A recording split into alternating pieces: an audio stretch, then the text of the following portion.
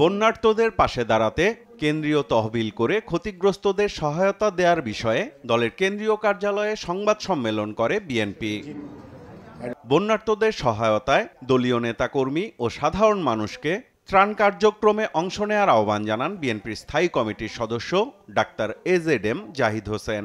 প্রতিদিন সকাল 10টা থেকে রাত 8টা পর্যন্ত এখানে ত্রাণ সংগ্রহ করা হবে এবং যারা বিএনপি শুধু নয় এদেশের সাধারণ মানুষ যারা মানবিক সাহায্যের জন্য এগিয়ে আসবেন তাদেরকে আমরা উদাত্ত আহ্বান জানাচ্ছি।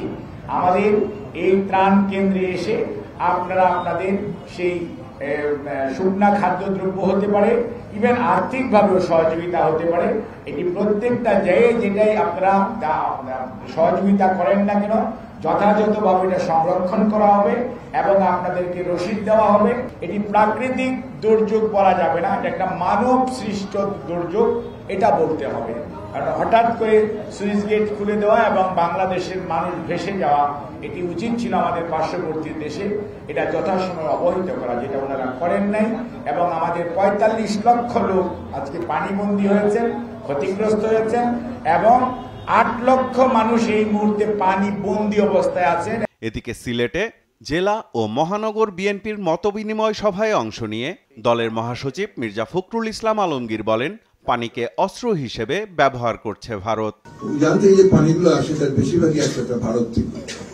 বারবার কথা বলা হয়েছে, বিভিন্ন সময় বিভিন্ন সরকার এসছেন, এসে কথা বলেছেন যে তারা এই পানির সমস্যার সমাধান করার জন্য বিশেষ করে আপনার যে 54টি অভিন্ন নদী রয়েছে সেই অভিন্ন নদীগুলোর পানির বন্টনের ব্যাপারে দুর্ভাগ্যজনক ভাবে আজ পর্যন্ত সেটার সমাধান হয়নি।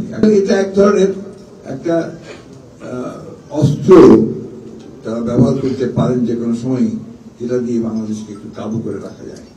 গণতান্ত্রিক ব্যবস্থা ফিরিয়ে আনতে অন্তর্বর্তী সরকারকে রাজনৈতিক দলগুলোর সাথে আলোচনা শুরুর আহ্বানও জানান মির্জা ফখরুল। নির্বাচন কমিশন, প্রশাসন এবং আপনার অন্যান্য জায়গায় যে সংস্কার করা দরকার সেই সংস্কারগুলো করে তারা একটা অতি দ্রুত একটা একেবারেই নিরপেক্ষ নির্বাচন, অবাধ নির্বাচনের ব্যবস্থা তারা করবেন।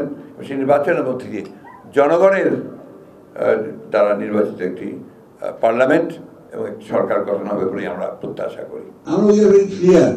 আমরা সময় দিতে চাই, যৌক্তিক সময় যেটা প্রয়োজন আমরা দেব, উইল কোঅপারেট, আমরা সহযোগিতা করব। তবে রাজনৈতিক দলগুলোকে অবশ্যই আস্থার মধ্যে নিয়ে তাদের সঙ্গে কথা বলতে হবে, সংলাপ করতে হবে। যারা নৈরাজ্য সৃষ্টির চেষ্টা করবে তাদের বিরুদ্ধে প্রতিরোধ গড়ে তোলার আহ্বানও জানান বিএনপি মহাসচিব। কিছু জায়গায় গোলযোগ সৃষ্টি করার চেষ্টা করছে, এরা কেউ বিএনপির লোক নাই মনে করি, এরা নিশ্চয়ই সন্ত্রাসী, দুর্বৃত্ত। আমার অনুরোধ থাকবে আপনাদের সকলের কাছে তাদেরকে ধরিয়ে দিন, আমরা তাদের বিরুদ্ধে ব্যবস্থা নেব। সাইফুল রিপন, দেশ টিভি, ঢাকা।